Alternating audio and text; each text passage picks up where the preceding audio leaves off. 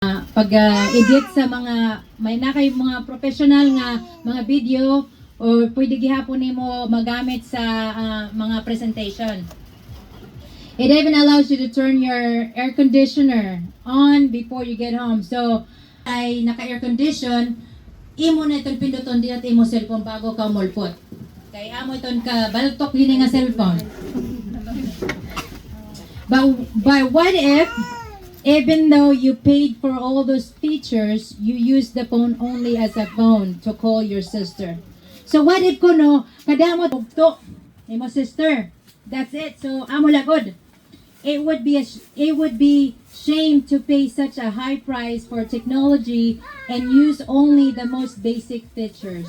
So kamakarawod kuno kun kadamot iya mga feature ito nga cellphone kay kuan man niya smartphone baltok niya pinsan ano tin bubuhaton.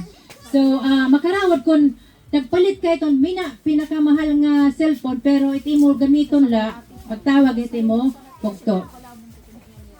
Yet that's what many of us do with our relationship with God. So parehas gihapon na datong gimbubuhat hit aton relasyon it Ginoo. He paid the ultimate price, His Son, so we could have access to all His glorious riches. So, para magbayad na aton mga sala. Para may naton access nga tuhan aton amahan na Ginoo. Para maabot naton ang iya karikuhan. Para makuha naton madumara it iya karikuhan para aton. This include all the fruits of the Spirit. Maaram ka mo ang fruit of the Spirit. Ang prutas ng Espiritu.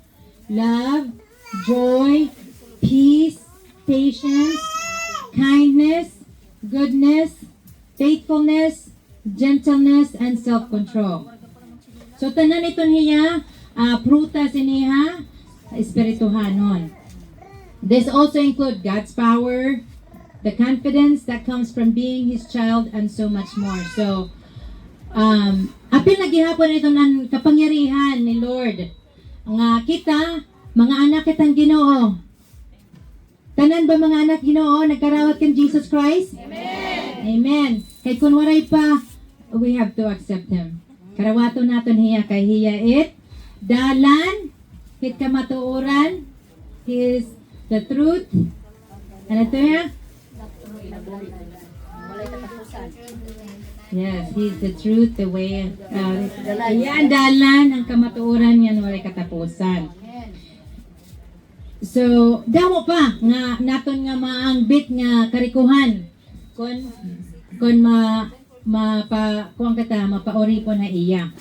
Yet many of us barely scratch the surface of what our faith in God can do. So, buti ay na aton nga, diri nga tanan naton, bagan, kuwan la, abaw-baw la aton na aguman.